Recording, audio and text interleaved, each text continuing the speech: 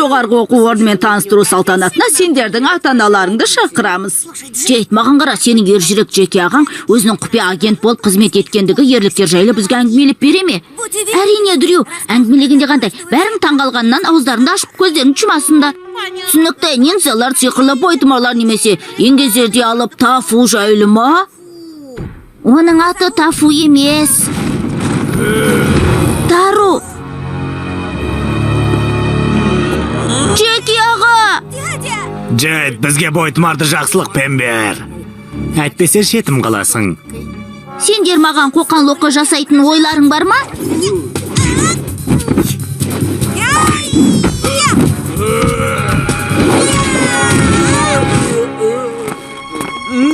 Саған сенбеген едім, кешір. Үй тапсырмасын бермейм. Алақай, Джейд жасасын. Алақай, ол сенің арқаң. Джейд. Бұл қиял сабағы емес, география сабағы. Қане Италияның астанасын аташ? Пицца.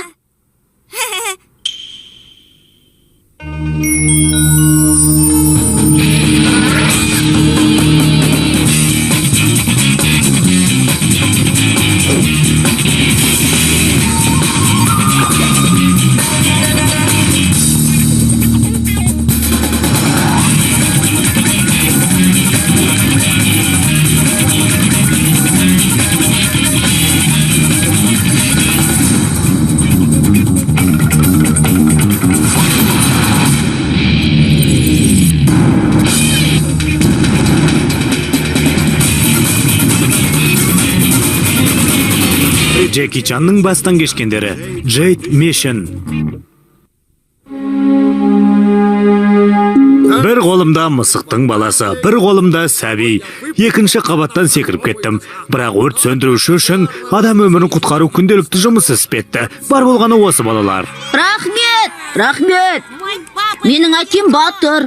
Жаман емес, Дрю. Бірақ енді Джекидің не айтатынын тыңдап көрелік.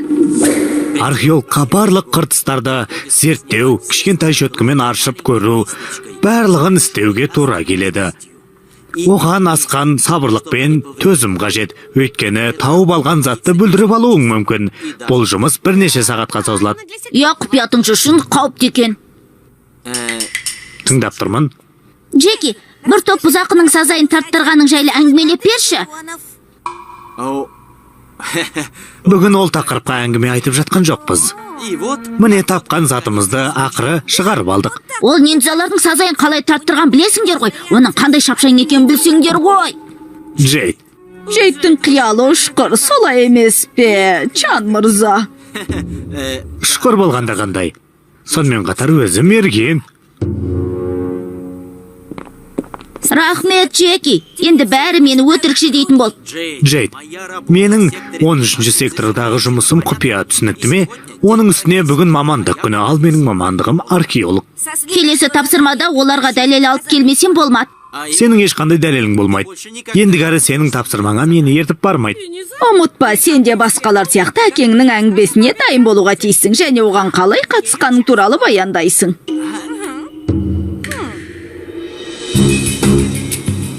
Капитан Блэктің мәлімдеуінше, бойтұмар Макронезияда.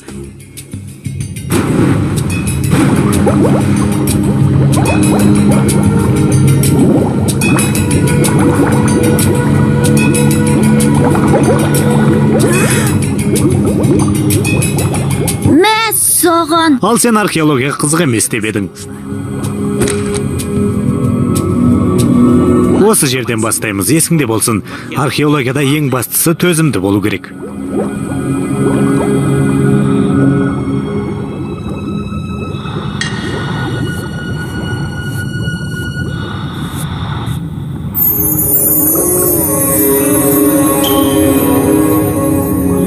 Джеки! Шынымен бойтұмар ма? Маймыл бойтұмары, теңіз мешіні. Бұл түнек қолы. Қаштық.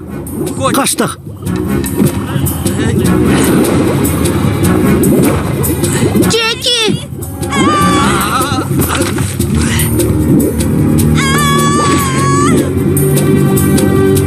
Қатерге жүз. Жарайды.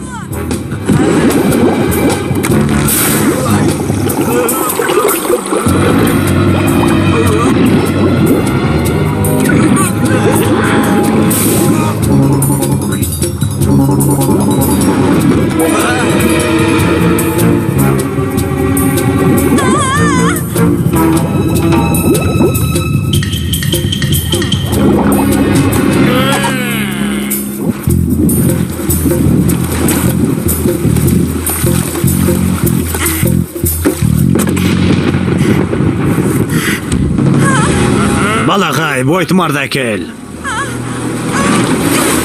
Қане оны маған бер.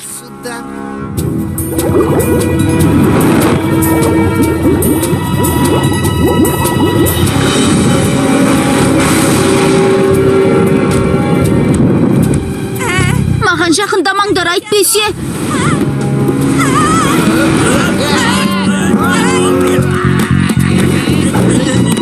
Тоқтаңдар. Біз неге оны тыңдап тұрмыз?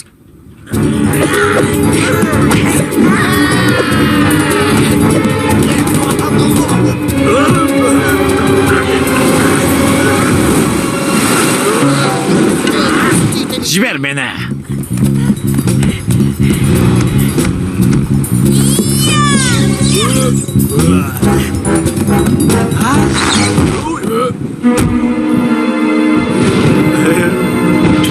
Джеки!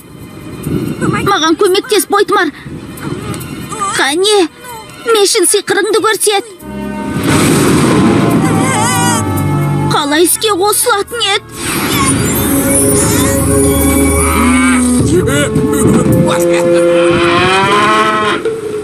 Ой, не істеп қойдым? Бұл не болды тағы да? Мынау не, сиырға ұқсайды ғой. Сиыр емес, қодас. Қодас? Джеки! Қайтадан Джеки қалпына түс. Джеки, бұл Бойтмар бір нәрсені басқа затқа айналдыратын сияқты. Байқадым. Егер таруды басқа нәрсеге айналдырсақ қайтер екен?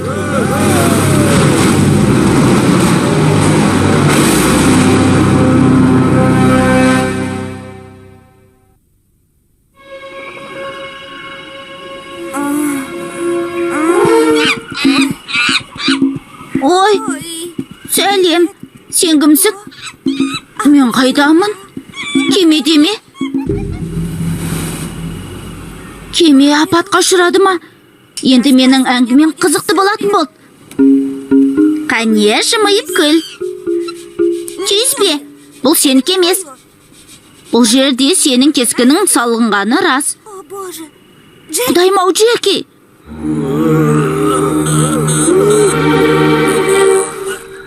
Тору. Сәлем. Сәлем. Бойтымарды табу керек. Олар жағалауға шыға алмаған болса ше. Джеки! Джеки! Джеки! Әне ол? Джеки! Джеки!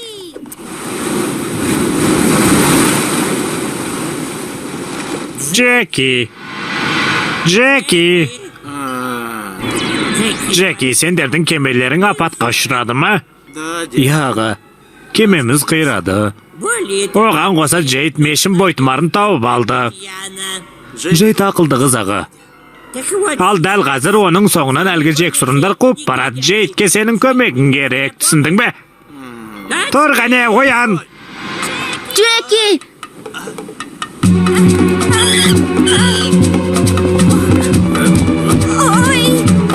Айтпақшы, мына Бойтмар сиқырлы еді ғой. Қане, мынау кеспекті қаруға айналдыр. Мынау қылышпалық қой. Қайтадан кеспекке айналдыр. Не істесем екен? Ақыры жануарға айналдырады екен. Қане, атшалманға айналдыр. Рацо. Байғыз. Бойтымарға барайық. Құмырсқа, су сиыр керек.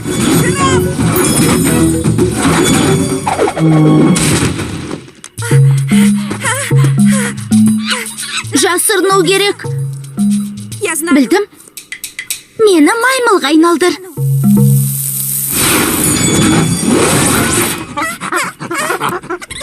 Ол қалай жүгірді? Ана жаққа. Джейд болып тұрғанымда қолға түсетін едім. Жағдай нашар. Өте нашар. Джейд, сен маймыл емессің бе?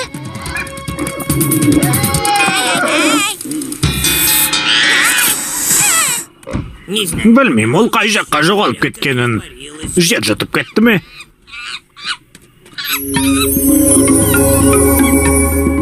Әне, бойтұмар бізді өзі іздеп келді. Маймыл, қане бізге кел. Ей, мешін!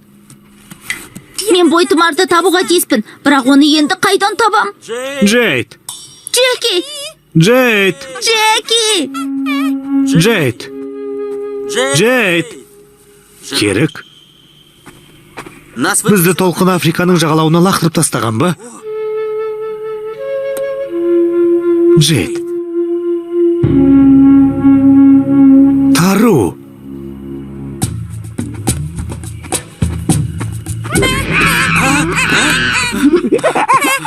Джеки, мен өзімді маймылға айналдыруға тура келді, бірақ басқа маймыл бойтұмарды алып кетті.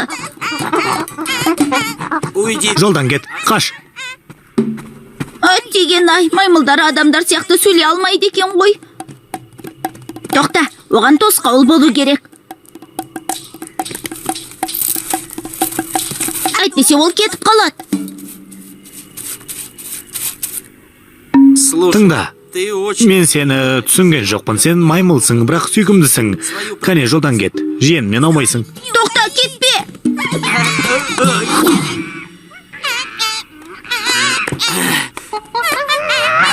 Мен сені суретке түсірмеймін. Міне!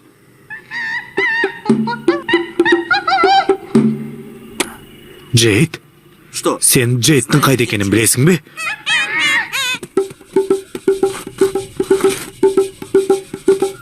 О, бағыт көрсетіп отырасың ба? Үлкен рахмет. Жоқ! Қане мені түсір! Джеки! Жібер дей мені!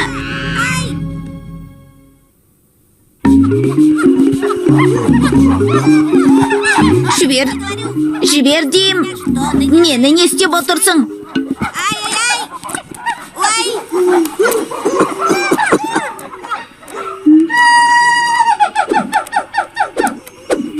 Бұл дыбыс сау бол дегенді білдіретін шығар деп үміттенем. Ондай емес екен.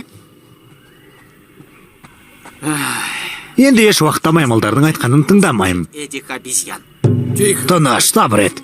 Саған ешкім тиіспейді. Жақсы маймыл. Тоқтаңдар. Маймыл. Тоқта, Джейд қайда?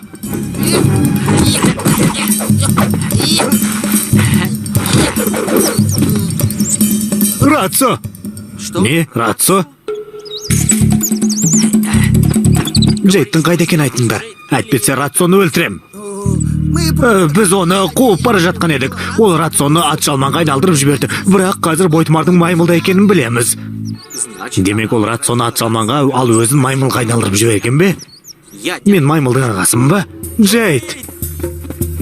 Сонда бойтұмарды ұстап жүрген маймыл Джейд болған ма?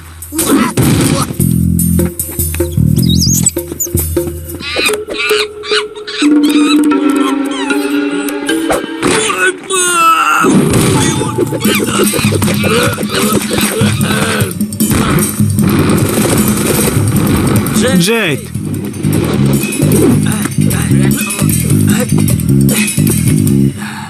Джейд. Міне мынау мен, Джекимін. Джейд.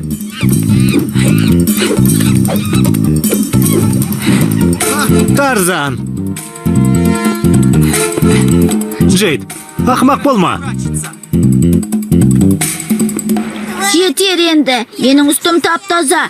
Мен тазамын.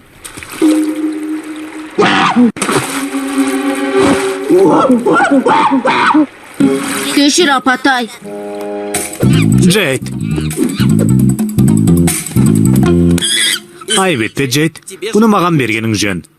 Қайтадан Джейдке айнал. Джейд, сен бойтұмарды сындырып қойдың. Маған берші.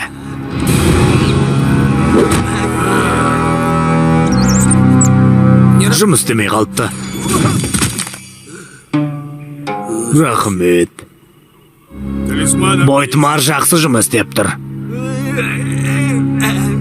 Оны итке айналдыр. Мен иттерді жақсы көрем. Бәлкім сен жақсы көретін шығарсың, бірақ басқалар ұнатпайды. Онда мысыққа. Мысықтар тым тәкаппар келеді. Одан да тарақанға айналдырайық. Ал бұл кім? Білмеймін. Оны жеуге болатын жануарға айналдырамыз. Иә, қуырдақ жасаймыз. Жоқ, естеріңде болсын, бұл өзін-өзі жалмау болып есептеледі.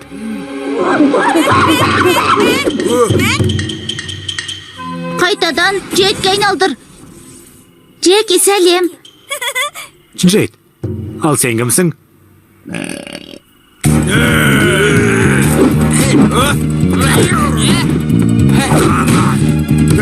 Бойтұмарды бер. Пілге айнал. Джейд, бұдан бұлай мұндай хайуандарға айналдырудың керегі жоқ. Жақсы, онда мынаны қайтадан атшалманға айналдыр.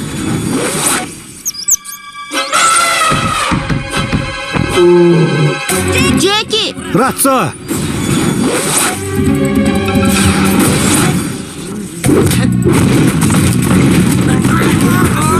Қоқиқаз!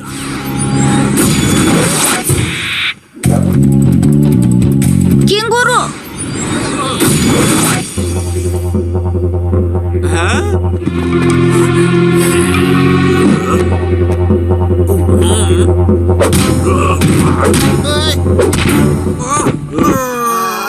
Қазір мен сені қайтадан... Ой! Джеки!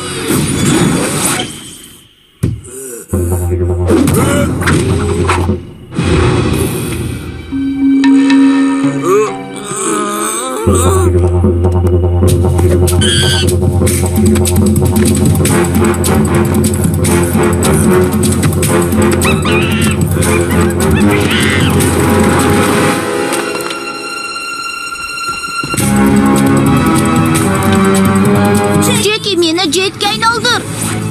Қазір көмекке шақырам.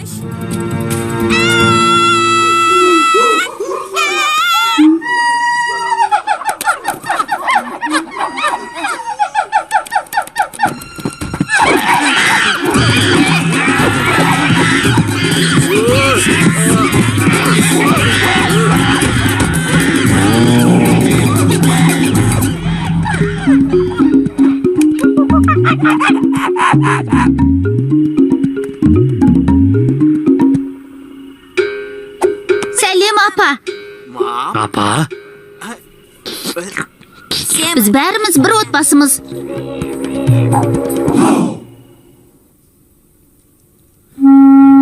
Енді Джейд өзінің үй жұмысын айтып берсін.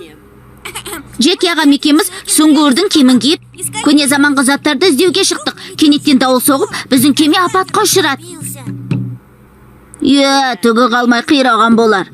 Сонымен қатар ол жерде маймылдар болды. Затты алу үшін археолог жер қыртысын кішкентай щеткамен аршиды. Бір жерін сындырып алмас үшін мұқият тазалайды. Бәрін асықпай, батпен істеу қажет. Джеки, сіз жануарларды жақсы көресіз бе? Қатты жақсы көрем. Жануарлар біздің досымыз. Тіпті досыңнан артық. Олар отбасының бір мүшесі сияқты. Бірақ оларға күн сайын көңіл бөлу керек. Күтім жасайсың. Менде 3 ит болған. Маған үлкен иттер ұнайды. Алайда менің киноға түсу үшін сапарға шығуыма тура келеді. Жарты жылдан кейін қайтып оралдым. Итім үлкейіп, мені танымай қолымды тістеп алды. Сол себепті қазір ит асырамаймын. Демалысқа шыққан кезде ғана асыраймын. Басты рөлде Джеки Чан. Фильмді дыбыстаған Прим жауапкершілігі шектеулі серіктестігі.